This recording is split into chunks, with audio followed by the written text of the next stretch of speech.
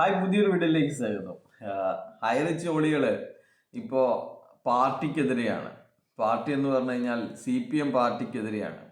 പാർട്ടിക്ക് താല്പര്യമില്ലാത്തത് കൊണ്ടാണ് ഈ കേസ് ഇങ്ങനെ നീണ്ടുപോകുന്നത് എന്നാണ് പറയുന്നത്.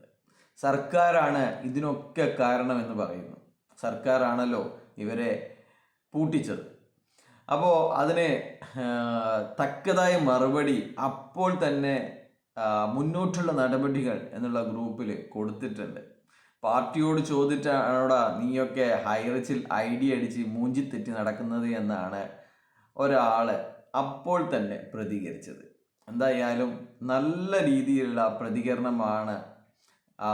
ഇതുപോലെ കള്ളത്തരം ചെയ്യാൻ വേണ്ടിയിട്ട്, പണം ഇരട്ടിപ്പിക്കാൻ വേണ്ടിയിട്ട് ഇതുപോലെയുള്ള തട്ടിപ്പിൽ ചെന്ന് പെടുകയും അവസാനം അതിനൊക്കെ കാരണം ഈ സർക്കാരാണ് എന്ന് പറയുകയും ചെയ്യുന്നവർക്ക് കിട്ടിയിരിക്കുന്നത്.